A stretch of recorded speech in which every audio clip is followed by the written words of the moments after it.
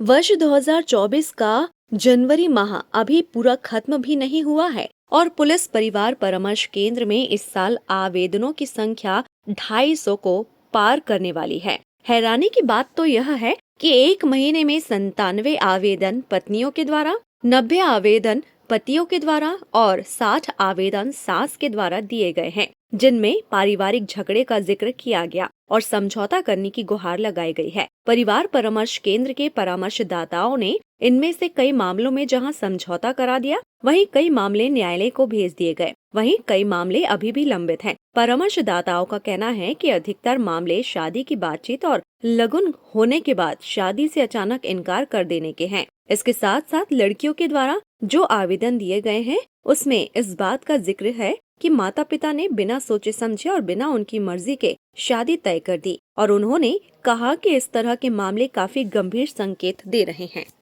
वर्ष 2024 जनवरी माह में 247 आवेदन पत्र आए हैं, जिसमें 90 मामलों में समझौता हुआ है, 36 मामले न्यायालय गए हैं, 20 मामलों में अपराध दर्ज किया गया, घरेलू हिंसा प्रकरण बना है, 12 मामलों में दोनों पक्षों ने आपसी सहमति से अलग रहने का निर्णय किया है, 30 मामले में सूचना उपरांत आवेदक स्वयं अनुपस्थित रहा है और कुछ मामले लंबित हैं।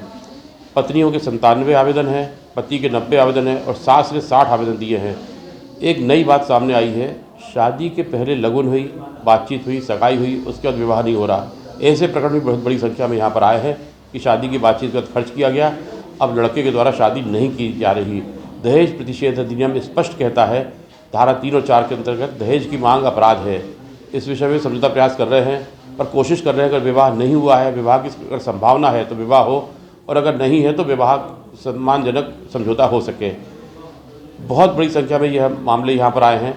वधू का यह कहना है कि माता पिता ने जल्दबाजी में शादी की, बगैर देखे सोचे समझे ऐसे घर शादी कर दी जहाँ पर उसका निभना संभव नहीं हो पाया है। वर पक्ष का यह कहना है कि कहा गया था कि वधू घर कार्य में निपुण है, घर का काम अच्छे से करती है, परंतु अब बहू का यह कहना है कि वो पढ़ाई करना चाहती है, घर का काम उसने कभी किया नहीं, घर का काम करने में वो सक्षम नहीं है, घर का कार्य नहीं कर सकती।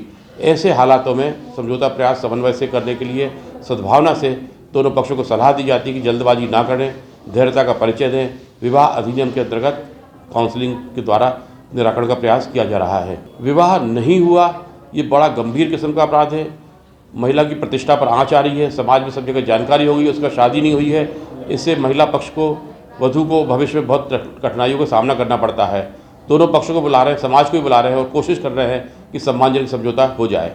इस माह में इस तरह के 12 प्रकरण इस तरह के हैं कि शादी की बातचीत चली और शादी के बाद बात नहीं हो पा रही। अंशुमान शुक्ला, प्रधान परामर्शदाता, कुटुंब न्यायालय जबलपुर।